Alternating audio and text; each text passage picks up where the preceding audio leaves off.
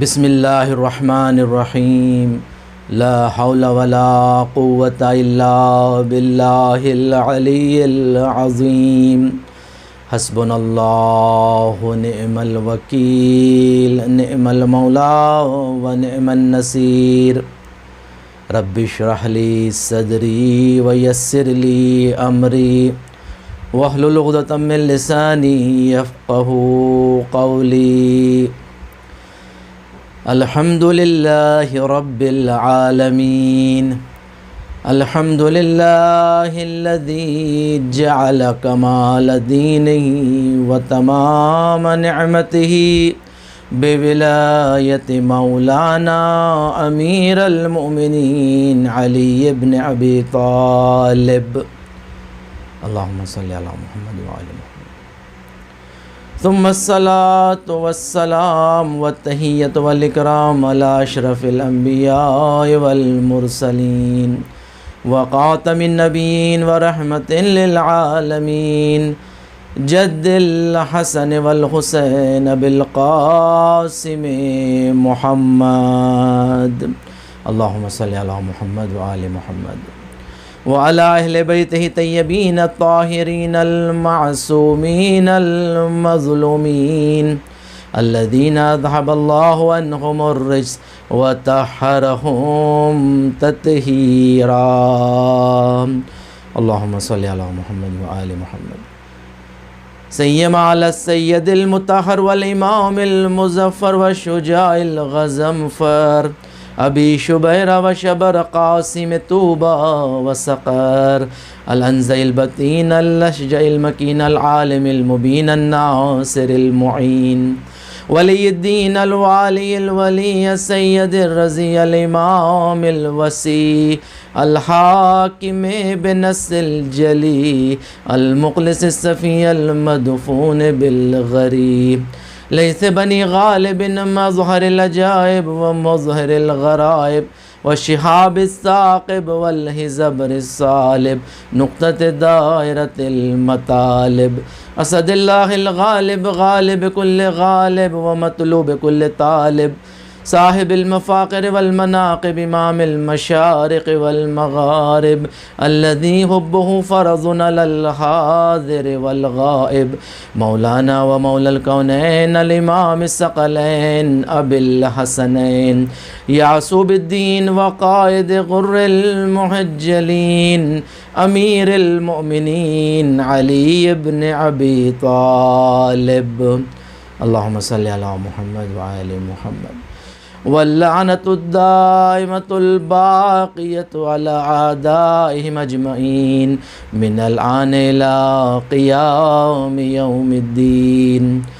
أما بعد فقد قال الله تبارك وتعالى في محكم كتاب المجيد وفرقان الحميد وقوله الحق بسم الله الرحمن الرحيم یا ایہا الذین آمنوا اتقوا اللہ وکونوا مع الصادقین صلوات اللہم صلی علی محمد وآل محمد وعجل فرجہم۔ پروردگار دو عالم کا یہ لاکھ لاکھ شکر ہے کہ پروردگار نے ہمیں یہ توفیق نصیب فرمائی کہ ہم ماہ محرم 1442 عزائے سید الشہداء برپا کر رہے ہیں۔ یہ پروردگار نے ہمیں توفیق نصیب فرمائی ہے، یہ زندگی کا سرمایہ ہے کہ جو اللہ نے ہمیں توفیق دی کہ ہم فرش عزا بچھائیں اور عزائے سید الشہداء کو برپا کریں۔ یقیناً عزاداری سید الشہداء اس قدر عظمت رکھتی ہے کہ پانچویں امام محمد باقر علیہ السلام نے فرمایا ہے کہ پروردگار نے حضرت ابراہیم کو خلیل اللہ اسی زمین پر بنایا ہے اور حضرت نوح کی مناجات اسی زمین پر اللہ نے سنی ہے اور اللہ نے اس سرزمین کو اپنی اوصیاء اور انبیاء علیہم السلام کی گزرگاہ بنایا ہے اور اسے شرف بخشا ہے۔ عزیزان گرامی، یقیناً اہل بیت علیہم الصلاۃ والسلام کی اس قدر عظمت ہے کہ فضیلت صلوات میں روایت ہے کہ پیغمبر اکرم محمد مصطفیٰ صلی اللہ علیہ وآلہ وسلم فرماتے ہیں کہ الصلاۃ علیہ نور فی القبر و نور علی الصراط و نور فی الجنہ، کہ مجھ پر درود کا بھیجنا قبر میں نور بن کر رہے گا، پل صراط پر نور بن کر تمہیں چلائے گا، اور جنت میں نور بن کر رہے گا۔ کہ اس قدر عظمت ہے درود کی اور صلوات کی، اس لیے کہ اہل بیت علیہم الصلاۃ والسلام سے اللہ محبت کرتا ہے۔ اور یقیناً پیغمبر اکرم صلی اللہ علیہ وسلم نے فرمایا ہے کہ مجھ پر ہرگز ناقص اور ابتر درود نہ بھیجنا، جب بھی مجھ پر درود بھیجو تو میری آل پر بھی درود بھیجا کریں۔ اللہم صلی علی محمد و آل محمد وعجل فرجہم۔ ہم نے جس آیت کو سرنامہ کلام قرار دیا ہے سورہ توبہ کی 119ویں آیت ہے کہ جس میں پروردگار دو عالم کا ارشاد ہو رہا ہے کہ یا ایھا الذین آمنوا اتقوا اللہ وکونوا مع الصادقین، کہ اے ایمان والو تقوی الہی کو اپناؤ اور صادقین کے ہمراہ ہو جاؤ۔ اس آیت میں دو حکم دیے جا رہے ہیں مومنین کے لیے کہ ایک تقوی الہی کو اپنانا اور دوسرے صادقین کی ہمراہی، سچوں کے ساتھ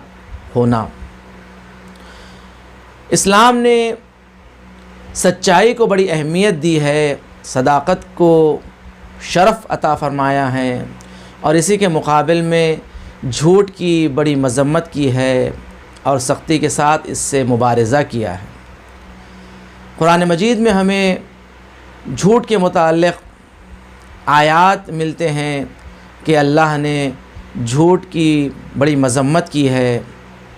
پروردگار دو عالم کا ارشاد ہوتا ہے کہ انما یفتری الکذب الذین لا یؤمنون بآیات اللہ اولئک هم الکاذبون، اور یہ وہی لوگ ہیں کہ جو تہمت لگاتے ہیں اور اللہ کی آیتوں پر ایمان نہیں رکھتے، اور در حقیقت میں یہی وہ لوگ جھوٹے ہیں۔ دوسری آیت پروردگار دو عالم فرماتا ہے کہ ان اللہ لا یہدی من ہوا کاذب کفار، کہ پروردگار ہرگز جھوٹوں کو ہدایت نہیں کرتا اور جو ناشکرے ہیں انہیں بھی ہدایت نہیں کرتا۔ کہ ان دو آیتوں میں اگر ہم ملاحظہ کریں، جھوٹوں کو ان سے ملایا گیا کہ جو اللہ کی آیتوں پر ایمان نہیں رکھتے، اور دوسری آیت میں اللہ نے اپنی ہدایت کو اصلاً ان پر حرام رکھا ہے کہ جو جھوٹے ہوتے ہیں۔ اللہ ہرگز جھوٹوں کو ہدایت نہیں کرتا۔ اور دوسری آیت میں اللہ پر پروردگار دو عالم فرماتا ہے فَنَجْعَلْ لَعْنَةَ اللَّهِ عَلَى الْكَاذِبِينَ، کہ اللہ کی لعنت کو جھوٹوں پر قرار دیں۔ یعنی اس قدر جھوٹوں کی مذمت ہے اللہ کے نزدیک کہ اللہ نے اپنی لعنت کو جھوٹوں کے لیے قرار دیا ہے۔ اور روایات کی طرف جب ہم بڑھتے ہیں تو دیکھتے ہیں کہ روایت میں پیغمبر اکرم محمد مصطفیٰ صلی اللہ علیہ وآلہ وسلم فرماتے ہیں کہ کثرت الکذب یمحو الایمان، آپ فرماتے ہیں کہ کثرت سے جھوٹ کا بولنا ایمان کو ختم کر دیتا ہے۔ آپ فرماتے ہیں کہ کثرت الکذب یمحو الایمان، کہ جب جھوٹ کی کثرت ہو جائے تو ایمان ختم ہو جاتا ہے، ایمان فنا ہو جاتا ہے۔ اور چھٹے امام جعفر صادق علیہ السلام سے راوی حسن بن محبوب سوال کرتے ہیں، سوال پوچھتے ہیں مولا کیا مومن بخیل ہو سکتا ہے؟ یعنی مومن کیا کنجوس ہو سکتا ہے؟ تو امام نے فرمایا کہ ہاں مومن کنجوس ہو سکتا ہے، یہ عیب، یہ برائی ایک مومن میں ہو سکتی ہے۔ اس کے بعد راوی نے اور مختلف چیزیں پوچھی کہ کیا یہ مومن میں ہو سکتا ہے، کیا یہ مومن میں ہو سکتا ہے؟ تو امام نے فرمایا ہاں مومن میں ہو سکتا ہے، یہ بھی مومن میں ہو سکتا ہے۔ یہاں تک کہ بات آئی کہ اس نے کہا، سوال کیا راوی نے کیا مومن جھوٹا ہو سکتا ہے؟ تو امام نے کہا کہ ہرگز مومن جھوٹا نہیں ہو سکتا اور مومن خائن نہیں ہو سکتا۔ امام نے فرمایا یہ دو صفتیں ہرگز مومن میں جمع نہیں ہو سکتی، ایک جھوٹا ہونا اور دوسرے خائن کا ہونا، یعنی خیانت کرنا، خیانت کار۔ مومن ہرگز یہ دو صفت نہیں رکھتا۔ روایت ہے پیغمبر اکرم محمد مصطفیٰ صلی اللہ علیہ وآلہ وسلم کا ارشاد ہے، کیا فرماتے ہیں کہ ان الکذب یہدی الی الفجور والفجور یہدی الی النار، کہ پیغمبر فرما رہے ہیں کہ جھوٹ فجور کی طرف لے جاتا ہے، فجور یعنی برائیوں کی جانب، گناہوں کی جانب، اور گناہ انسان کو جہنم پہنچا دیتے ہیں۔ یعنی پیغمبر بتا رہے ہیں کہ انسان کا جہنم جانا در حقیقت میں اس جھوٹ سے شروع ہوتا ہے، کہ جھوٹ انسان کو برائی تک لے جاتا ہے اور یہ برائی انسان کو جہنم تک لے جاتی ہے۔ اور 11ویں امام حسن عسکری علیہ السلام فرماتے ہیں کہ جعلت الخبائث کلھا فی بیت، ساری برائیوں کو، سارے گندگیوں کو، گناہوں کو ایک گھر میں رکھ دیا گیا ہے، وجعل مفتاحها الکذب، اور اس گھر کی چابی کو جھوٹ قرار دیا گیا ہے، جھوٹ کو، یعنی جھوٹ کے ذریعے جب یہ گھر کا دروازہ کھل جائے گا یعنی ساری برائیاں باہر آ جائے گی۔ یعنی انسان کے لیے اب تباہ اور برباد ہونے کے لیے سب سے پہلا جو گناہ ہے وہ ہے جھوٹ کا ہونا۔ جھوٹ یعنی کس قدر جھوٹ کی مذمت آئی ہے کہ ایک شخص پیغمبر اکرم محمد مصطفیٰ صلی اللہ علیہ وآلہ وسلم کی خدمت میں آتا ہے، آنے کے بعد سوال کرتا ہے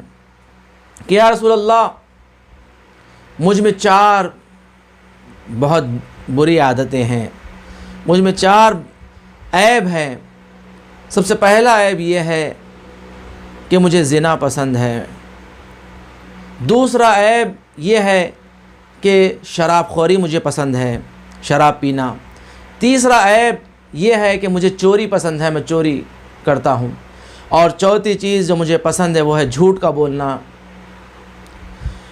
یا رسول اللہ، میں چاہتا ہوں ان 4 میں سے آپ کی محبت کی خاطر ایک کو ترک کر دوں، بتائیں کہ میں کسے ترک کروں؟ پیغمبر نے فرمایا جھوٹ کو ترک کر دو۔ آپ دیکھیں کہ اگر کوئی اور ہوتا تو یقیناً سب سے برے اور سب سے بڑے گناہ کو اس سے دور کرنے کی کوشش کرتا کہ تم یہ چھوڑ دو، تم زنا چھوڑ دو، تم شراب خوری چھوڑ دو، تم چوری چھوڑ دو، مگر پیغمبر نے ان تینوں کو نہیں کہا، بلکہ کہا کہ تم جھوٹ چھوڑ دو، جھوٹ بولنا چھوڑ دو، کبھی جھوٹ نہ بولو۔ اس نے کہا میں وعدہ کرتا ہوں آپ سے کہ میں آج سے کبھی جھوٹ نہیں کہوں گا۔ وہ جاتا ہے، جانے کے بعد کہتا ہے کہ اگر میں زنا کروں اور رسول خدا مجھ سے سوال کر لیں تو میں رسول خدا سے جھوٹ نہیں کہہ سکتا۔ اس کے بعد آگے بڑھتا ہے وہ شراب کی جانب، تو فوری اسے یاد آتا ہے کہ اگر رسول خدا نے مجھ سے سوال کیا کہ کیا تم نے شراب پیا ہے تو میں رسول خدا کو جھوٹ نہیں کہہ سکتا، کیونکہ میں نے رسول خدا سے وعدہ کیا ہے۔ پھر آگے بڑھتا ہے، چوری کرنا چاہتا ہے، ایک مرتبہ اسے یاد آتا ہے کہ اگر رسول خدا نے مجھ سے سوال کر لیا کیا تم نے چوری کی تو میں رسول خدا سے وعدہ کیا ہے کہ میں جھوٹ نہیں کہوں گا، اور اگر میں سچ کہوں گا تو پھر مجھ پر حد جاری ہوگی اور مجھے سزا ملے گی۔ تو رسول خدا کی خدمت میں آتا ہے، آنے کے بعد کہتا ہے کہ یا رسول اللہ، آپ نے مجھ سے ایسا گناہ اور ایسی برائی کو مجھ سے دور کر دیا کہ میں ساری برائیوں سے دور ہو گیا، ساری برائیاں مجھ سے دور ہو گئی کہ سارے 4 عیب اب مجھ میں نہیں ہیں، اب مجھ میں نہیں ہیں۔ یعنی کس قدر اہمیت ہے کہ انسان جھوٹ کو اپنے سے دور کر دیں۔ روایت میں پیغمبر اکرم حضرت محمد مصطفیٰ صلی اللہ علیہ وآلہ وسلم فرماتے ہیں کہ کبرت خیانت، یعنی سب سے بڑی خیانت یہ ہے کہ ان تحدث اخاک حدیثا، کہ تم اپنے بھائی سے کچھ کہو، ایک ایسی بات کہو، وہو لک مصدق، اور وہ تمہیں سچا سمجھ رہا ہے، اور وہ تمہیں صادق سمجھ رہا ہے، وَأَنْتَ بِهِ كَاذِبٌ، اور تم اسے جھوٹ کہہ رہے ہو، تم اسے جھوٹ کہہ رہے ہو۔ پیغمبر فرما رہے ہیں سب سے بڑی خیانت یہ ہے کہ اپنے مومن برادر کو، کہ وہ تمہیں جو سچا سمجھ رہا ہے تم اس سے بڑی آسانی کے ساتھ جھوٹ کہہ رہے ہو، جھوٹ کہہ رہے ہو۔ ذہن گرامی، انسان جھوٹ کیوں کہتا ہے؟ اس لیے کہ انسان میں کوئی بھی کام کرنے سے پہلے دو چیزوں کو انسان دیکھتا ہے عمومی طور پر۔ سب سے پہلے یہ کہ وہ یہ دیکھتا ہے کہ جو کام کرنا چاہتا ہے وہ کام میں اس کتنی زحمت درکار ہے، کتنی زحمت لگے گی۔ دوسری چیز وہ یہ دیکھتا ہے کہ وہ جو کام کرنا چاہتا ہے اس میں اس کا فائدہ کتنا ہے۔ یہ عمومی طور پر لوگ یہ دو چیزوں کو دیکھتے ہیں، اور اس کی جانب نظر نہیں کرتے کہ جو ایک کام کے جو نتائج نکلتے ہیں، جو اس کے آثار ہے، اس کے جو نتیجے نکلتے ہیں، وہ نتائج کی جانب لوگوں کی نظر بہت کم ہوتی ہے۔ انہی میں سے وہ جھوٹ ہے کہ انسان بڑی آسانی کے ساتھ جھوٹ کہہ دیتا ہے اور اس کے نتیجے میں اسے بہت زیادہ فائدہ حاصل ہو جاتا ہے، تو وہ سمجھتا ہے کہ جھوٹ سے اسے بہت آسانی کے ساتھ فائدہ مل رہا ہے، تو پھر کیوں نہ جھوٹ کہیں۔ مگر یہ نہیں دیکھتا کہ اس کے نتائج بہت برے نکلتے ہیں، کہ ایک معاشرہ فاسد ہو جاتا ہے، ایک معاشرہ تباہ ہو جاتا ہے، کہ جب ہر انسان جھوٹ کہنے لگے تو ایسے معاشرے میں زندگی گزارنا بڑا سخت ہو جاتا ہے۔ اس لیے قرآن مجید میں جھوٹ کی بڑی مذمت آئی ہے اور جھوٹ سے پرہیز کرنے کا حکم دیا ہے۔ اور اسی کے مقابل میں آپ آئیں دیکھیں کہ اسلام نے سچ کو کتنی اہمیت دی ہے، سچائی کو کتنی اہمیت دی ہے۔ پروردگار دو عالم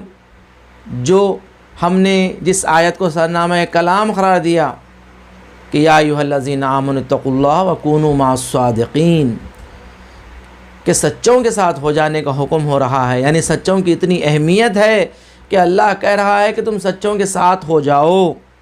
تم ہدایت یافتہ ہو جاؤ گے، تم کامیاب ہو جاؤ گے۔ اس کے بعد ایک دوسری آیت میں فرماتا ہے ھذا یوم ینفع الصادقین صدقہم، یہ روز قیامت وہ دن ہے کہ جو سچوں کی سچائی انہیں فائدہ پہنچائے گی، یعنی سچوں کی سچائی انہیں فائدہ پہنچائے گی۔ یعنی روز قیامت میں جو کامیاب لوگ ہیں وہ ہیں سچے، یعنی جو سچ دنیا میں کہا کرتے تھے۔ پیغمبر اکرم محمد مصطفیٰ صلی اللہ علیہ وآلہ وسلم فرماتے ہیں اقربکم منی غدا، کہ تم میں سے میرے نزدیک، میرے قریب وہ لوگ ہوں گے فی موقفی، یعنی روز قیامت میں جنت میں تم میں سے وہ لوگ میرے قریب ہوں گے اصدقکم للحدیث، کہ جو سچ کہا کرتے تھے، جو سچے تھے۔ پیغمبر فرما رہے ہیں کہ تم میں سے وہ لوگ میرے نزدیک ہوں گے کہ جو سچ کہا کرتے تھے، جو مجھ سے قریب ہوں گے۔ شہید مطہری نے بہت ہی اچھا واقعہ نقل کیا ہے، داستان راستان اپنی اس کتاب میں آپ فرماتے ہیں کہ ایک بادشاہ تھا، اس بادشاہ کے دو بیٹے تھے جو اسی کی زندگی میں وہ دونوں بیٹے اس کے سامنے فوت ہو جاتے ہیں، مر جاتے ہیں۔ اب وہ چاہتا ہے کہ اپنے بعد کوئی جانشین کو مقرر کریں کہ اس کے بعد بادشاہ بنے، تو وہ سارے جوانوں کو جمع کرتا ہے، اور جوانوں کو جمع کرنے کے بعد ان سب کو ایک ایک بینج دیتا ہے اور کہتا ہے کہ اس بینج کو جا کر خاک میں اسے پرورش دو، اور جو بھی اس بینج کو پرورش دے گا اور اسے درخت میں تبدیل کرے گا، اس پودے کی شکل میں میرے پاس لے کر آئے گا، تو میں اسے اپنا جانشین بناؤں گا اور میرے بعد وہ بادشاہ بنے گا۔ ایک مدت گزرنے کے بعد جو مدت معین کی گئی تھی کہ اس مدت کے بعد لے کر آئیں، تو اس دوران میں سارے لوگ اس بیج کو جا کر پیڑتے ہیں، اور انہی میں سے ایک جوان ہوتا ہے کہ وہ جوان بھی جاتا ہے، جا کے اپنے گھر میں خاک میں اسے پیڑتا ہے۔ پیڑنے کے بعد اس بیج سے کوئی درخت باہر نہیں آتا۔ اس نے خاک کو بدلا، تبدیل کیا، اور بہترین سے بہترین خاک میں اس بیج کو اس نے رکھا، مگر یہ بیج پودے میں تبدیل نہیں ہوتا۔ جب وقت گزر جاتا ہے، وقت گزرنے کے بعد سارے جوان بادشاہ کے پاس پودوں کو لے کر آتے ہیں، اور یہ جوان جو اپنے ساتھ خالی ہاتھ آتا ہے اور کوئی اس کے خاک میں کوئی پودا نہیں ہوتا، تو بادشاہ نے سارے جوانوں کے ہاتھ میں پودوں کو دیکھا، اور دیکھنے کے بعد جب اس جوان کے ہاتھ میں اس کے پاس کوئی پودا نہیں تھا، تو اس نے سوال کیا کہ تم نے کیوں اس بیج کو پرورش نہیں دیا، اسے درخت نہیں بنایا، پودا نہیں بنایا؟ اس جوان نے کہا کہ میں نے ساری کوششوں کو کیا تاکہ اس بیج سے درخت نکلیں، پودا نکلیں، مگر یہ درخت نہیں نکلا، یہ پودا نہیں نکلا۔ تو بادشاہ نے فوری اس جوان کے ہاتھ کو اٹھانے کے بعد کہا کہ میرے بعد میرا جانشین اور بادشاہ یہ جوان ہوگا۔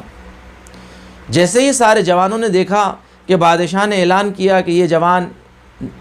یہ نوجوان بادشاہ کا جانشین بنے گا، سب نے سوال کیا کہ کس بنا پر آپ نے اسے اپنا جانشین بنایا ہے؟ تو بادشاہ نے کہا کہ میں نے جو بیج تم سب کو دیا تھا، میں نے اس بیج کو پانی میں ابالا تھا، اور پانی میں ابالے ہوئے بیج سے کوئی درخت نہیں نکلتا۔ میں نے اس جوان میں دیکھا کہ صداقت ہے، سچائی ہے، اسی لیے میں نے اسے اپنا جانشین بنایا، اس لیے کہ بادشاہ بننے کا حق اسے ہی ہے کہ جو سچا ہوتا ہے۔ یعنی سب سے پہلی صفت جو انسان میں ہونی چاہیے ایک بادشاہ بننے کے لیے، سچائی کا ہونا چاہیے، صداقت کا ہونا چاہیے۔ کس قدر عظمت ہے سچائی کی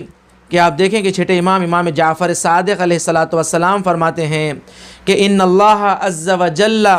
لم یبعث نبیا الا بصدق الحدیث و اداء الامانہ۔ چھٹے امام فرماتے ہیں کہ پروردگار دو عالم نے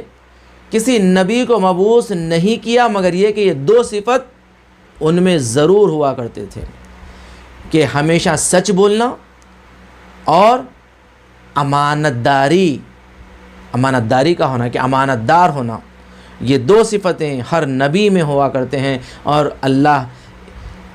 اسے ہی مبعوث کرتا ہے کہ جس میں یہ دو صفتیں ضرور ہوتی ہیں۔ یعنی امام خاص طور سے بتا رہے ہیں کہ کس قدر ساری صفتوں میں کہ جو ایک نبی میں ہونی چاہیے، ان میں یہ دو صفت ہی کتنی اہمیت ہے۔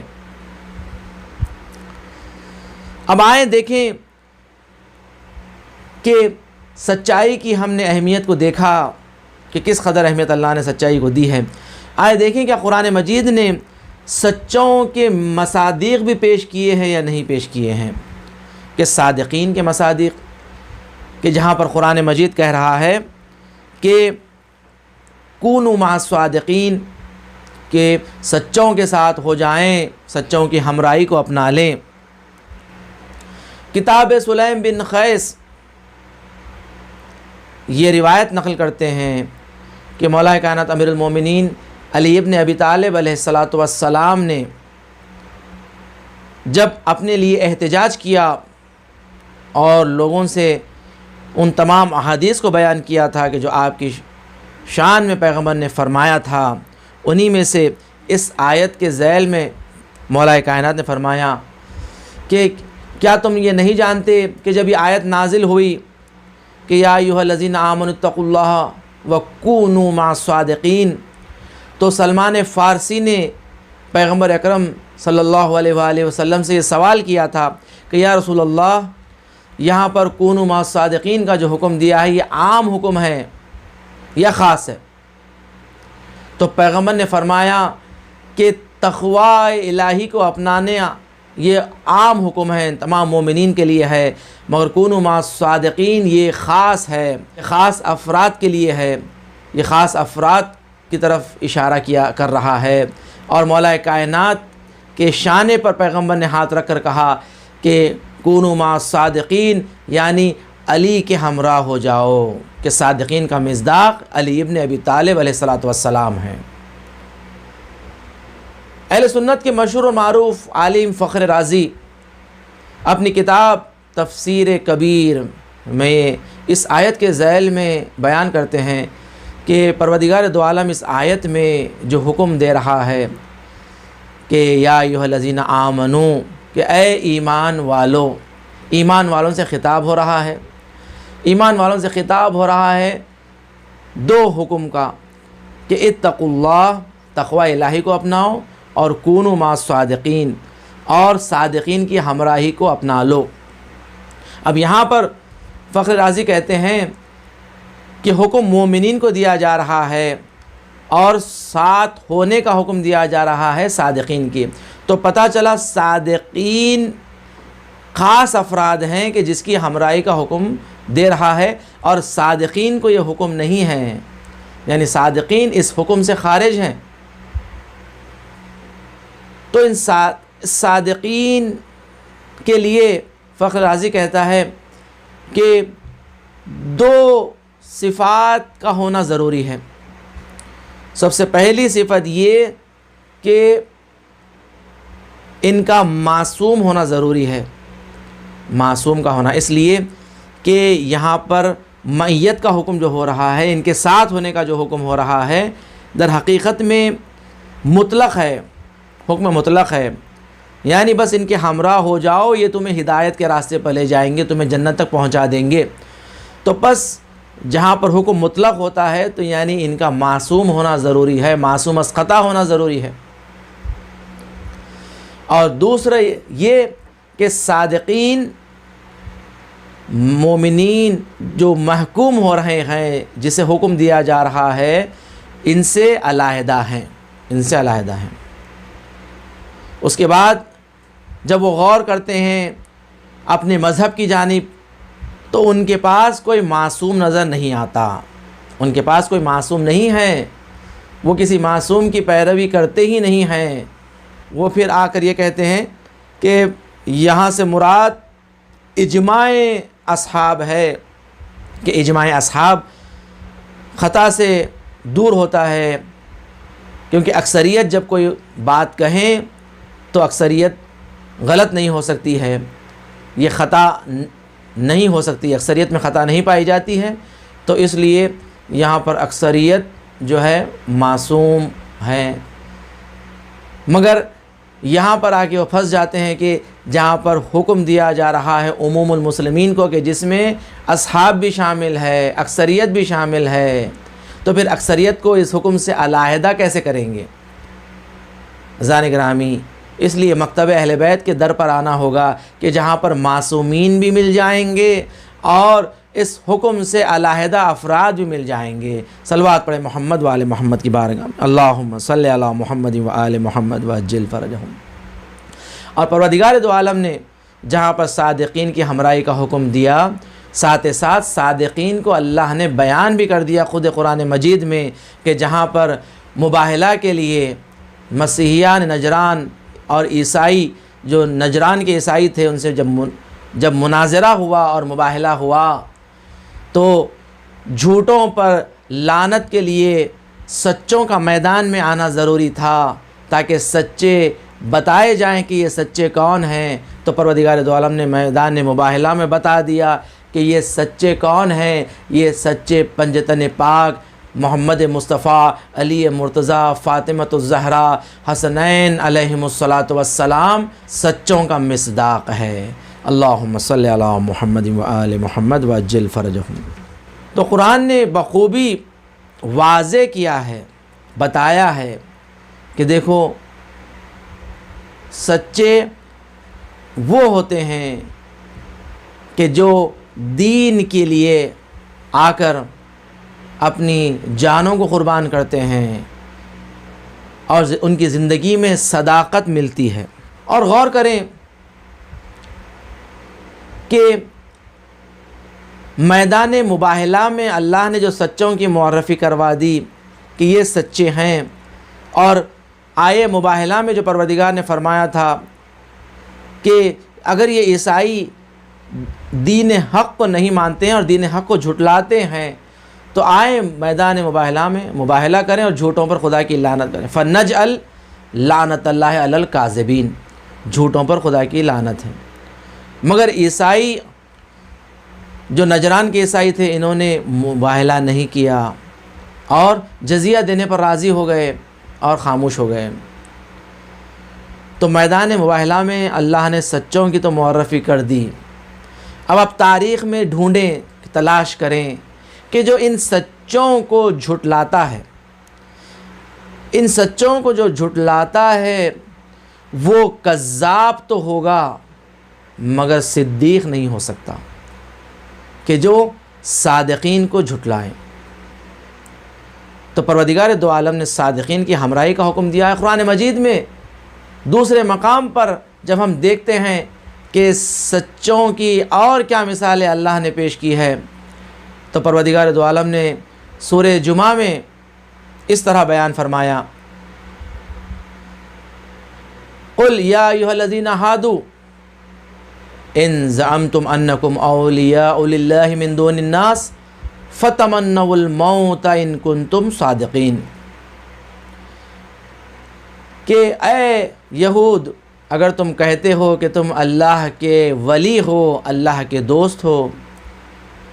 تو پھر موت کی تمنا کرو۔ اگر اولیاء خدا میں سے ہو تو تم موت کی تمنا کرو، اگر تم سچوں میں سے ہو، صادقین میں سے ہو۔ تو اللہ نے صادقین کے لیے اور اولیاء الہی کے لیے جو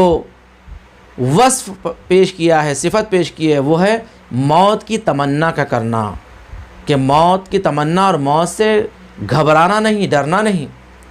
ایک شخص چھٹے امام جعفر صادق علیہ السلام سے آ کر سوال کرتا ہے، مولا یہ بتائیں کہ مولا کائنات اپنی پشت پر زرہ کیوں نہیں باندھا کرتے تھے؟ تو چھٹے امام نے فرمایا کہ مولا کائنات اپنی پشت پر زرہ اس لیے نہیں باندھتے تھے کہ پشت پر زرہ وہ باندھتا ہے کہ جو دشمن کو پیٹھ دکھائے اور میدان سے بھاگے تو کہیں دشمن اسے پشت سے وار نہ کر دیں۔ مولا کائنات نے کبھی کسی دشمن کو پیٹھ نہیں دکھائی اور کسی دشمن کو یہ جرت نہیں ہوئی کہ مولا کائنات کو پشت سے وار کریں، اس لیے کہ مولا کائنات ہمیشہ دشمن کا مقابلہ کرتے تھے،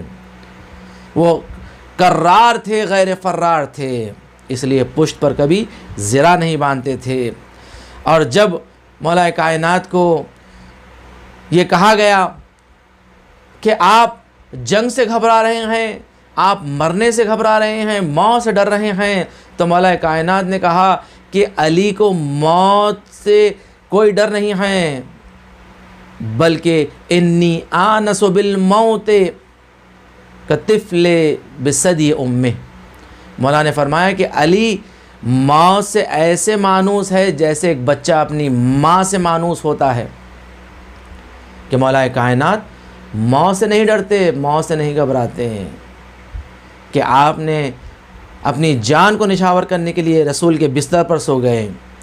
آپ اپنی جان کو نچھاور کرنے کے لیے ہمیشہ پیغمبر کا ساتھ دیا، میدان احد میں ثابت قدم رہے، وہ بھاگنے والے اور تھے، وہ دشمن کو پشت دکھانے والے اور تھے، کہ جن کی فضائل میں، جن کی فضیلتوں میں لوگوں نے اپنی کتابوں میں لکھا ہے کہ سب سے پہلے واپس آنے والوں میں سے فلاں شخص تھے کہ جو بھاگے تھے میدان احد سے۔ آپ دیکھیں کہ ہم اہل بیت علیہم السلام کے ماننے والوں میں سے ہیں کہ جو کبھی کسی میدان کو انہوں نے خالی نہیں چھوڑا۔ کس قدر عظمت ہے صداقت کی کہ پروردگار دو عالم یہ صفت پیش کر رہا ہے کہ اگر تم سچے ہو تو موت کی تمنا کرو، ان کنتم صادقین فتمنوا الموت، کہ اگر تم سچے ہو تو موت کی تمنا کرو۔ آپ دیکھیں کہ کربلا میں صادقین کی مثالوں کو دیکھیں کہ سچے کیسے ہیں، کہ اپنی موت کو اپنی آنکھوں کے سامنے دیکھ رہے ہیں مگر موت سے گھبرا نہیں رہے ہیں، موت سے ڈر نہیں رہے ہیں، بلکہ سید الشہداء کا ساتھ دے رہے ہیں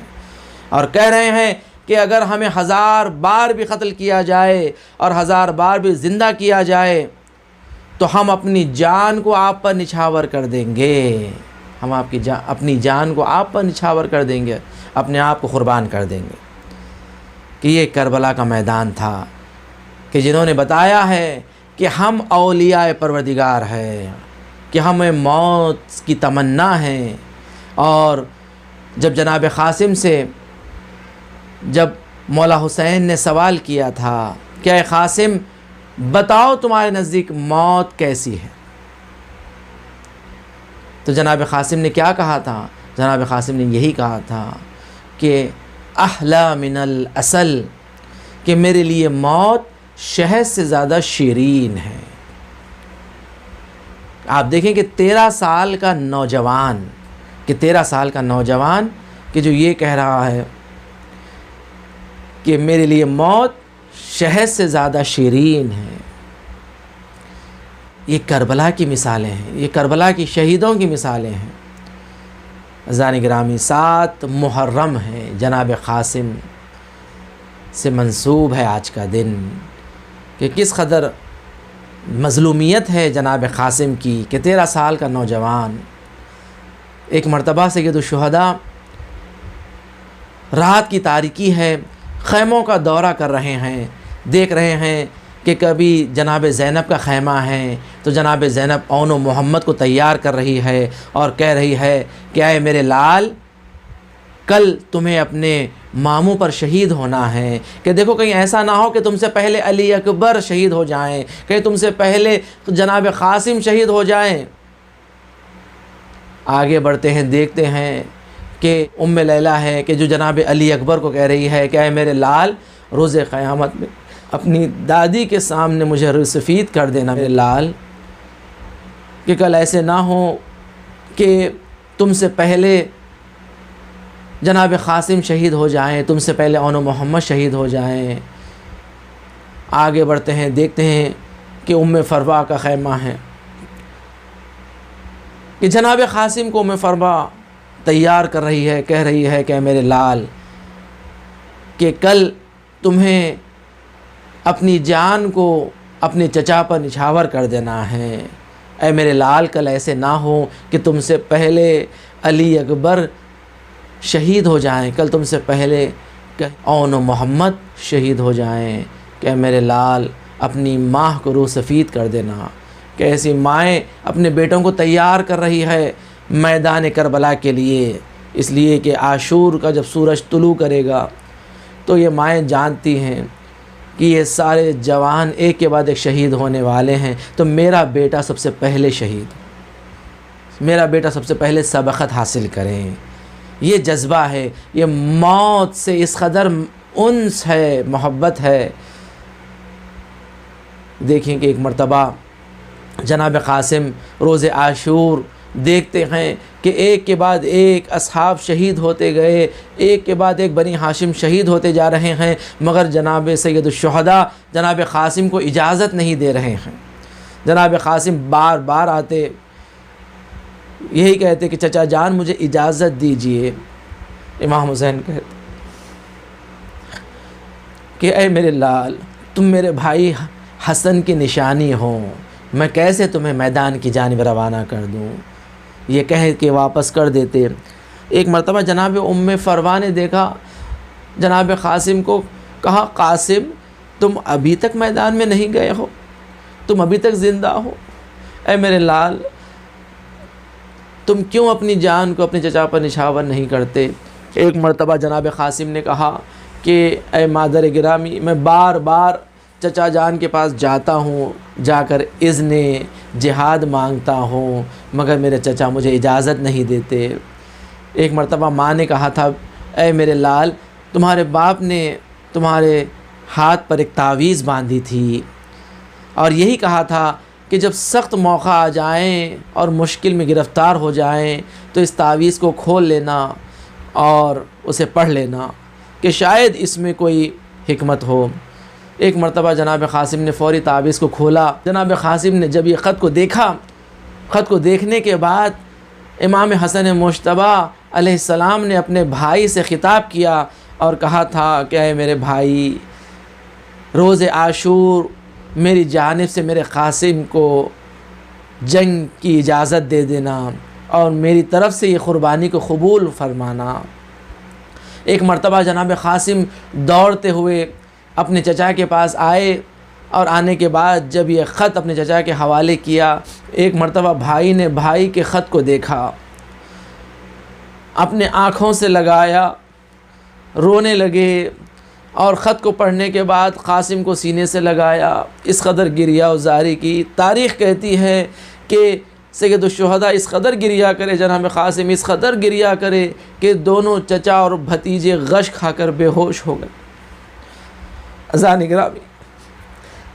ذرا سوچیں کہ جب انسان کو غش آ جاتا ہے تو انہیں کیسے اٹھایا جاتا ہے، پانی کے کچھ خطرے ان پر ڈال دیے جاتے ہیں کہ مگر ہائے خیموں میں 3 دن سے کوئی پانی نہیں ہے۔ جناب زینب سلام اللہ علیہ آ کر اس قدر گریہ کرتی ہے کہ جناب زینب کے آنسوؤں سے امام حسین علیہ السلام اور جناب قاسم غش سے بیدار ہوتے ہیں۔ اٹھنے کے بعد جناب قاسم کو تیار کرتے ہیں۔ جناب قاسم کو امام حسن مجتبیٰ کا عمامہ سر پہ باندھا اور جناب قاسم کو کرتا پہنایا۔ کرتا پہنانے کے بعد امام حسن مجتبیٰ کی تلوار آپ کی کمر پر باندھی، باندھنے کے بعد گھوڑے پہ سوار کیا۔ گھوڑے پہ سوار کرنے کے بعد اے قاسم ذرا قریب آنا۔ جناب قاسم جب قریب آئے تو امام حسین علیہ السلام نے جناب قاسم کے کرتے کو چاک کر دیا۔ جب کرتے کو چاک کیا تو قاسم نے سوال کیا کہ چچا آپ نے یہ کیا کیا؟ تو امام حسین علیہ السلام نے قاسم سے کہا کہ بیٹا قاسم، جب کسی نوجوان کا پیرہن چاک ہوتا ہے تو یہ علامت ہوتی ہے کہ یہ بچہ یتیم ہے۔ یہ عربوں میں یہ سنت ہوا کرتی تھی کہ اگر یتیم بچہ ان کے مقابل میں آئے تو اسے فقط زخمی کرتے تھے، اسے قتل نہیں کرتے تھے۔ ایک مرتبہ قاسم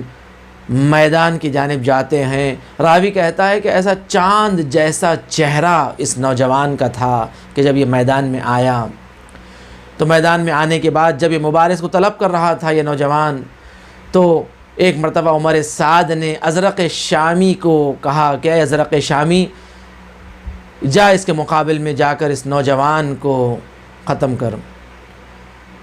ازرق شامی کہتا ہے کہ اس چھوٹے سے بچے کے لیے تو مجھے بھیج رہا ہے، اس کے لیے تو میرے بیٹے کافی ہے۔ ازرق شامی کے 4 بیٹے تھے جو میدان کربلا میں اس کے ساتھ موجود تھے۔ ازرق شامی نے اپنے بیٹوں کو بھیجنا شروع کیا۔ جناب قاسم 13 سال کے نوجوان تھے مگر عباس کے شاگرد تھے، قمر بنی ہاشم کے شاگرد تھے۔ جناب قاسم نے اپنی شاگردی کو بتایا، ایک کے بعد دیگر اس ازرق شامی کے بچوں کو جہنم واصل کیا۔ جب 4 بچے جہنم واصل ہو گئے تو ازرق شامی غضب میں آیا، آنے کے بعد اب میدان میں آیا۔ جیسے ہی میدان میں آیا ایک مرتبہ سید الشہداء نے اپنی بہن جناب زینب کو قریب بلایا، کہا زینب جاؤ جا کر ام فروا سے کہو کہ قاسم کے لیے دعا۔ امام نے کہا کہ جاؤ جا کر ام فروا سے کہیں کہ اپنے بیٹے قاسم کے لیے دعا کریں، کہ اس لیے کہ ماں کی دعا بیٹے کے حق میں قبول ہوتی ہے، اس لیے کہ قاسم کے مقابل میں ایک بہت بڑا پہلوان آیا ہے، عرب کا معروف پہلوان آیا ہے۔ جناب زینب نے ام فروا سے کہا، ام فروا نے اپنے خیمے میں بالوں کو بکھرے اور اپنے ہاتھوں کو بلند کیا اور جناب قاسم کے لیے دعا کی۔ جناب قاسم نے ازرق شامی کو جہنم واصل کر دیا۔ میدان کربلا میں ایک ایسا ہجوم ہوا کہ عمر سعد نے کہا کہ اگر اس نوجوان کا مقابلہ ایک ایک کر کے کرو گے تو یہ بنی ہاشم کے نوجوان ہیں، یہ سارے کربلا کے میدان کو فتح کر لیں گے، سارے مل کر ان پر حملہ کرو۔ اب ساری فوجیں ننھے سے قاسم پر حملہ کرنے لگے۔ ایک مرتبہ جب ساری تلواریں آنے لگی، کہیں سے نیزے آنے لگے، جناب قاسم زخمی ہو گئے۔ زخمی ہو کر جب گھوڑے سے زمین پر گرے، ایک مرتبہ چچا کو آواز دی، کہا چچا میری مدد کو آئے، اے چچا میری مدد کو آئے کہ قاسم آپ کو مدد کے لیے بلا رہا ہے۔ امام حسین علیہ السلام نے جیسے ہی جناب قاسم کی آواز سنی کہ میرا بھتیجا میری مدد کو پکار رہا ہے، ایک مرتبہ ایک جانب سے عباس آگے بڑھے، ایک جانب سے امام حسین آگے بڑھے۔ اب جو اشقیاء نے دیکھا کہ علی کے دو شیر میدان میں آ رہے ہیں تو میمنہ کی فوج میسرہ میں ہو گئی، میسرہ کی فوج میمنہ کی جانب مڑ گئی۔ ارے قاسم جو گھوڑے سے زمین پر تھے، ارے گھوڑوں کی ٹاپوں کے ذریعے قاسم کا لاشا پامال ہو گیا۔ ارے قاسم پکارتا رہا، اے میرے چچا میری مدد کو آئے۔ ایک مرتبہ جب امام حسین قاسم کی لاش پر پہنچے، دیکھا قاسم کا لاشا پامال کربلا کی زمین پر پڑا۔ کہا اے قاسم تو اپنے چچا کو پکارتا رہا مگر تیرا چچا تیری مدد کو نہ آ سکا۔ عزیزان گرامی، راوی کہتا ہے امام حسین علیہ السلام نے قاسم کو اپنے گود میں اٹھانا چاہتے ہیں، ایک مرتبہ جب سینے کو اٹھاتے ہیں تو پیر بدن سے جدا ہو جاتے ہیں۔ ارے امام حسین نے اپنی عبا کو کربلا کی زمین پر پھیلا دیا، قاسم کے پامال ٹکڑوں کو اپنی عبا میں جمع کیا، ایک مرتبہ خیمے میں لائے، خیمے میں لانے کے بعد قاسم کے ٹکڑوں کو جمع کیا گیا، اور جمع کرنے کے بعد روایت کہتی ہے کہ جب جناب علی اکبر شہید ہو گئے، سید الشہداء نے علی اکبر کی لاش کو خیمے میں جب لٹایا تو ایک جانب علی اکبر کی لاش اور ایک جانب قاسم کی لاش تھی۔ سید الشہداء ان دونوں لاشوں کے درمیان بیٹھ جاتے ہیں، بیٹھنے کے بعد اپنے ایک ہاتھ کو علی اکبر کے سینے پہ رکھا، ایک ہاتھ کو قاسم کے سینے پہ رکھا، ایک اپنے سر کو آسمان کی جانب بلند کیا، کہا پروردگار حسین کی دولت لٹ گئی، پروردگار حسین غریب ہو گیا، حسین کی دولت لٹ گئی، الا لعنت اللہ علی قوم الظالمین وسیعلم الذین ظلموا ای منقلب ینقلبون۔ بار اللہ پروردگارا ہم سے ذکر خلیل کو قبول فرما، پروردگارا تجھے واسطہ محمد و آل محمد کا ہمارے گناہان صغیرہ کبیرہ کی مغفرت فرما، پروردگار تجھے واسطہ محمد و آل محمد کا جو بیمار ہیں انہیں شفاء کاملہ و عاجلہ عنایت فرما،